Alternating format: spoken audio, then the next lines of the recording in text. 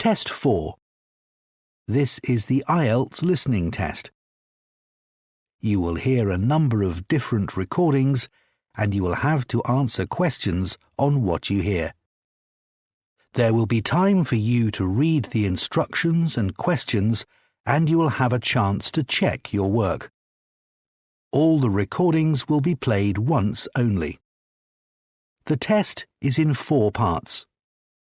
At the end of the test, you will be given 10 minutes to transfer your answers to an answer sheet. Now turn to Part 1.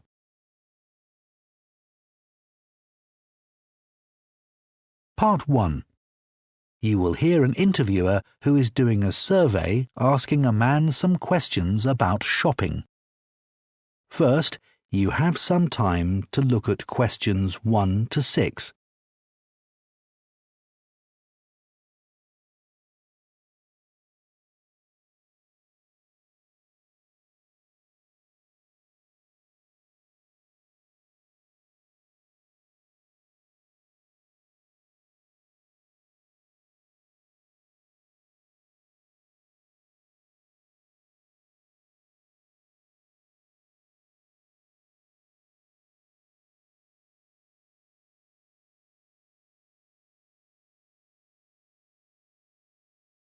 Now listen carefully and answer questions 1 to 6. Good morning. I'm doing a survey of shoppers in Broadbeach. Would you have a few minutes to spare to answer some questions? Yes, I guess that would be okay. Thank you very much. Everybody seems so busy today. Well, actually, I don't have loads of time, so... Oh, yes, of course. It really won't take long. Could I start by taking your name, please? Martin Lee. Martin's with a Y. And is your family name spelt L-E-E? It's Leigh. Thank you. We don't actually publish your name or details. It just makes it easier for me to identify people when I look at all the results at the end. I see. And can I ask, how did you get into town today? Well, normally I catch the bus, but I'm on my motorbike today because I'm going to work later. And could you tell me what you're doing this morning? I mean, the reason for your trip into town. Well, I've just been to the hairdresser. You see, I have a job interview at the council in a few days. Oh, really? Well, good luck with that. Thanks a lot. And now I'm on my way to buy a suit that I can wear to the interview. I don't actually own one at the moment. Okay. Is that everything you're planning to do in town? Yeah. Well, I've got to go and pick up my laptop. It broke a couple of days ago, so I took it to the shop to get it fixed. They had to order a spare part, but apparently it's ready for collection now. Oh, I can't wait to get it back. I'm sure. I hate it when my technology breaks down. One more thing. It's Saturday today. Is that when you like to do your shopping? Well, it's more of a question of when I'm free. If I'm free on a Monday, that's when I choose to come into town. The shops are less busy then, which I always prefer. Before you hear the rest of the conversation, you have some time to look at questions 7 to 10.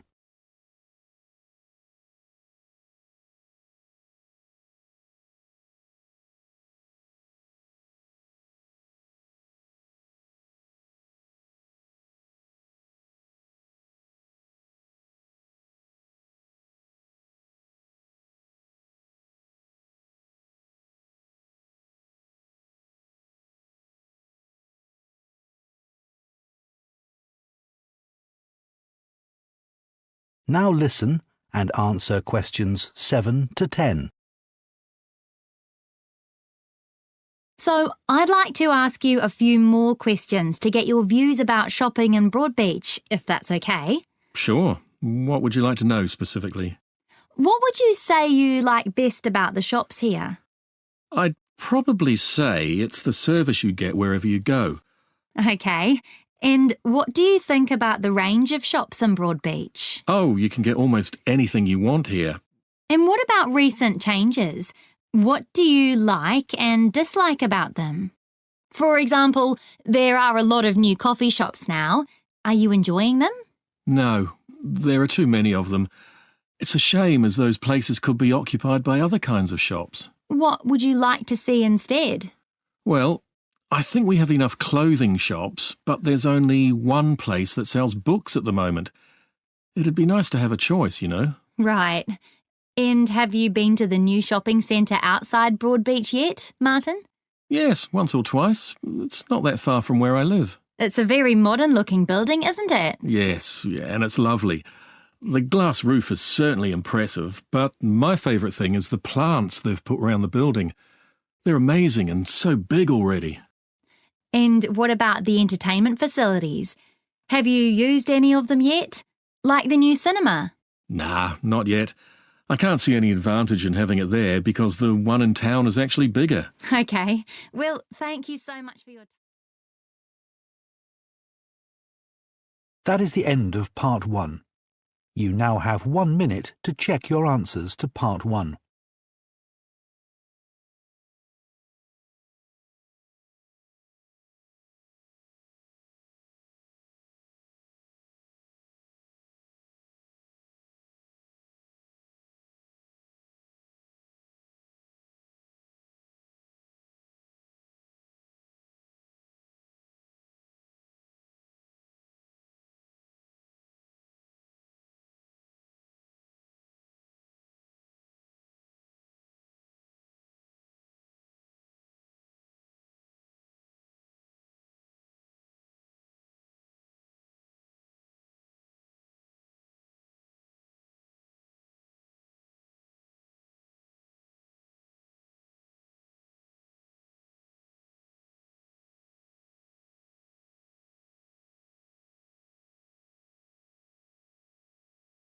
Part 2. You will hear a podcast about a large business exhibition which is held every year in London. First, you have some time to look at questions 11 to 14.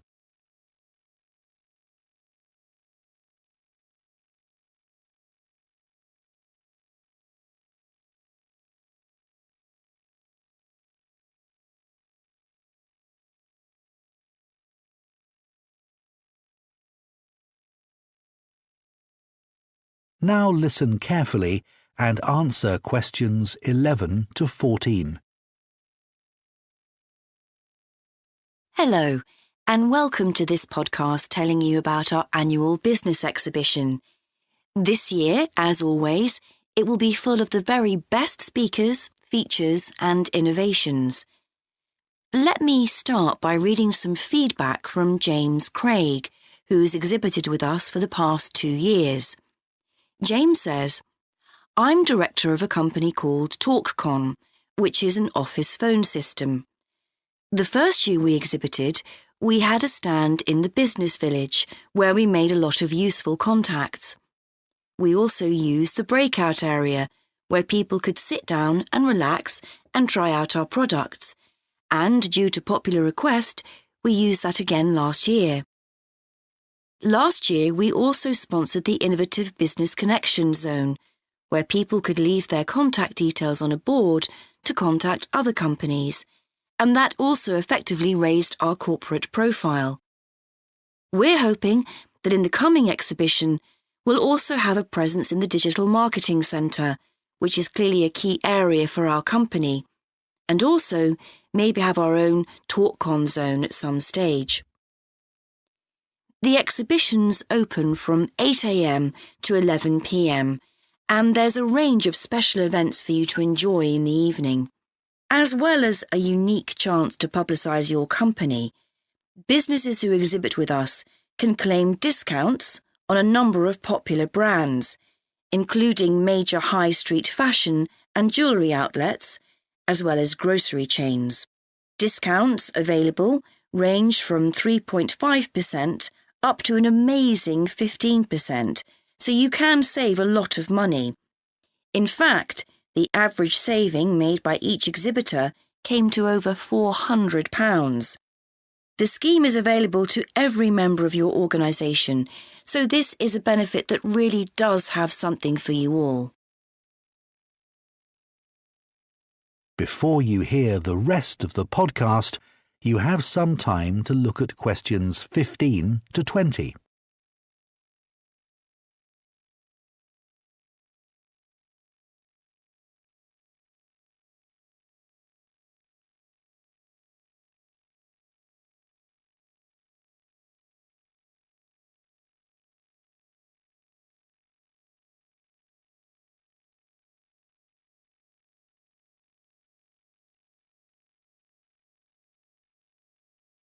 Now listen and answer questions 15 to 20. Now let me tell you about some of our keynote speakers for this year's exhibition. Jim Clowry started off selling vegetables from a small plot, then opened a small cafe. Rather to his surprise, this became a bit of a sensation, and in a remarkably short time, he had opened an amazing 76 restaurants worldwide. He'll be telling you how it all happened and how it changed his life. David France will be giving an inspirational talk about how, as a business-minded teenager, he managed to set up his own company and even to be the first person under 18 to get a business bank account. David's company has gone from strength to strength, but he isn't just interested in making money. He also makes regular donations to organisations helping those in need both in the UK and elsewhere in the world. Oliver Stanton was born and educated in the UK and then went to Malaysia, where he set up a rubber wood furniture business. He then built log houses in the mountains in Japan before moving to Hong Kong to set up a digital marketing business.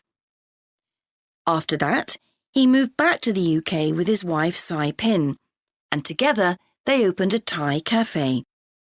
He'll be telling you about what he discovered during his travels around the world about business practices in different cultures. Francesca Heptonstall is a broadcaster and businesswoman who's known for her down-to-earth attitude. After winning a top job in a TV contest, she launched a number of online deal sites. Her main business interest is in technology, but she's also passionate about helping people gain employment and organises an annual jobs fair, so she'll be concentrating on this in her talk. Salman Khan is the chief executive of QBF Enterprises and has turned around this business from a major publishing business to one of the UK's largest digital marketing service providers. He'll be talking about the need for flexibility to cope with new directions in today's business world. Finally, Annie Craven is a consultant and coach who works with people to create lasting changes in their business and life. Her session will offer an interactive look at different obstacles in people's own lives, not just in business. She also looks at how you can overcome them, whether you're starting out in business or at the top of your game. Now let me turn to the next. That is the end of part 2. You now have 30 seconds to check your answers to part 2.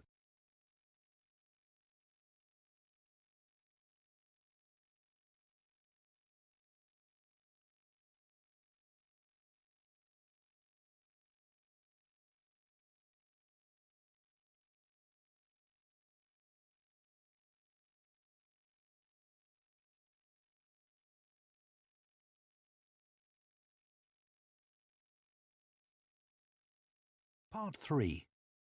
You will hear 2 architecture students called Mia and Leo discussing their presentation on houses of the future. First, you have some time to look at questions 21 to 23.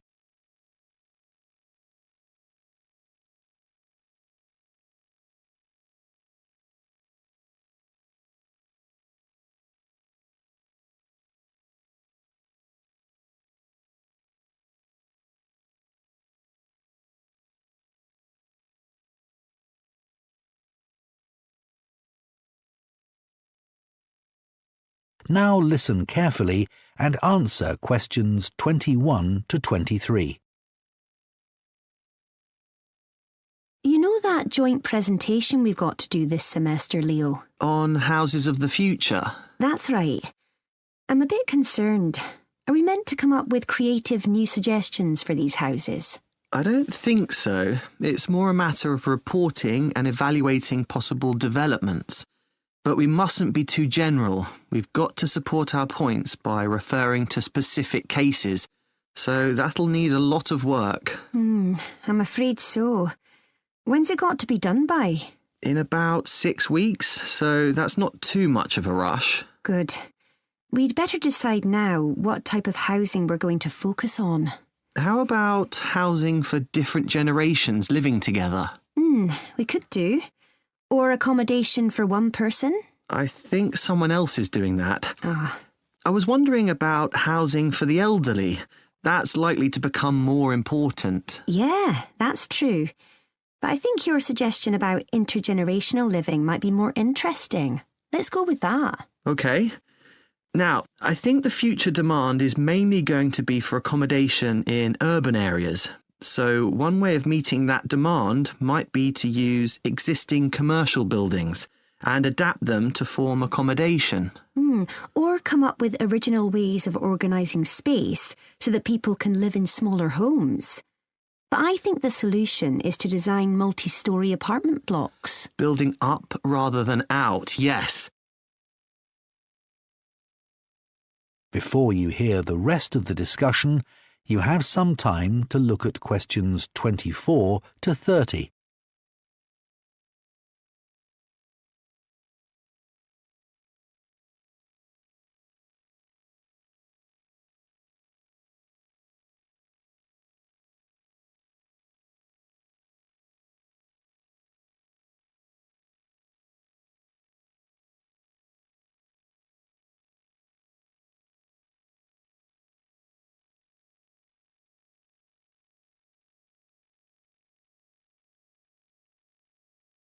Now listen and answer questions 24 to 30. Let's think of some specific developments for houses of the future. OK, how about increase use of roof space on high-rise buildings for gardens? Yes. In fact, it doesn't have to be high-rise. You can do it on a one-storey building in a suburb. But it would greatly improve how you feel if you live in an urban high-rise. Especially if you don't have a balcony. Yes. I think homes of the future will all need access to a shared working space, somewhere in the same building or group of houses where people can go and work instead of just having a laptop on the kitchen table. Yes, so they aren't having to travel to an office but can still interact with others. That's often how new ideas get generated, by chatting to someone from a different profession. Yeah. I read about a type of design where the internal walls of an apartment are movable, so the space can be adapted over time as people's needs change. Like when children leave school and start working but still continue to live with their parents for many years, or when an elderly relative moves in with the family. It would mean they could still have their own space, specially designed for their needs. Yes. Have you heard about those smart bathroom mirrors which can monitor people's health? They recognise signs of illness and contact a doctor automatically. Not so sure they're a good idea. Nor am I. People might worry about conditions which aren't serious at all. What about transport?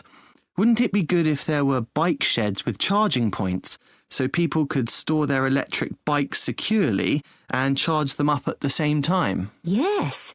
That would encourage more people to cycle instead of using their car. Much better for the planet. I read about one housing development where cars had to be left just outside it, so the centre was all a pedestrianised area. Great for families with children. Maybe. But what if you're disabled or elderly and can't walk far? It wouldn't be so good for people like that. No. I saw a scheme for communal vegetable plots where neighbours could decide what to grow together.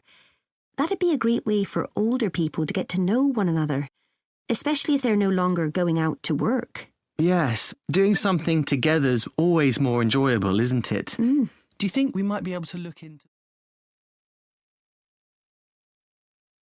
That is the end of Part 3.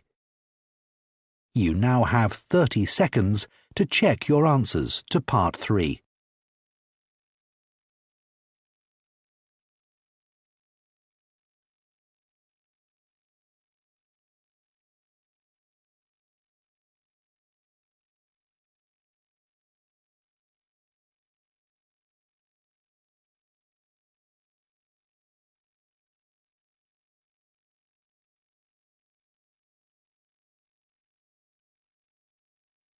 Part 4.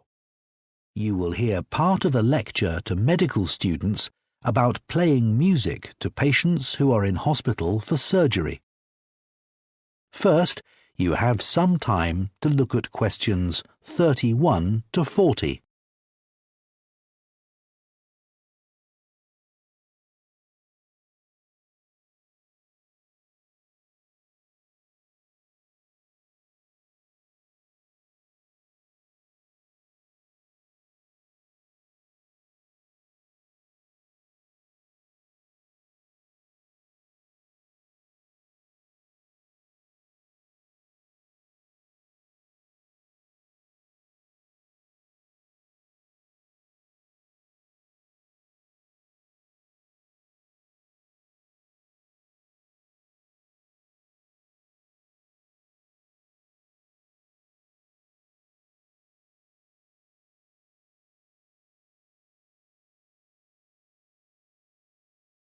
Now listen carefully and answer questions 31 to 40. Today's lecture is about studies that look at how music therapy can be used to help patients who undergo surgery. Now, most people undergo a surgical procedure at some point in their lives, and more than 51 million operations are performed annually in the USA. But there's no escaping the fact that most patients feel uncomfortable following surgery. They may have difficulty mobilizing, and even sitting up in bed can feel too much. They may also be negatively affected by having their routine disturbed. You know, like if they can't do the things they normally do, or have to devote a lot of time to appointments, such as physiotherapy, to aid their recovery. Currently, the main strategy for improving recovery is medication to control pain, and this can be administered to patients in the short, medium, or longer term, depending on the extent of their surgery. But music is still not an everyday part of the post-surgical phase, despite a wealth of relevant studies supporting its potential in recovery. Earlier this year, a research team set out to assess all the available evidence so that they could highlight the potential for music in surgical recovery. They identified nearly 100 trials involving a total of 7,000 patients who were played recorded music as part of their post-operative care. The researchers then looked at what impact the music had on the patients.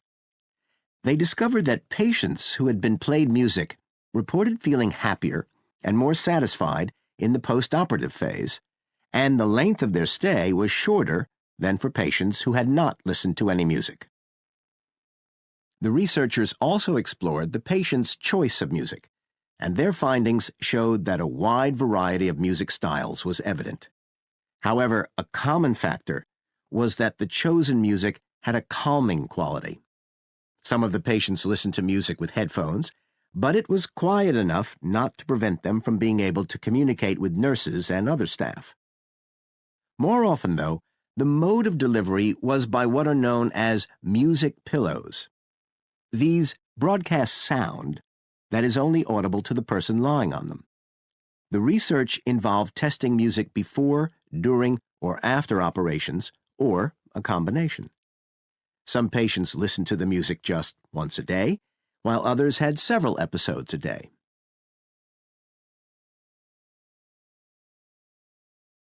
When asked to report their experience of listening to music, surgical patients said that either they had no feelings of anxiety at any point, or those feelings were only slight. Patients who hadn't listened to music, on the other hand, reported higher levels of dissatisfaction. This feedback from all of the patients was then cross-checked against their medical notes, and in every case, those who were given music to listen to didn't need as much medication to ease their pain as those patients who weren't played music.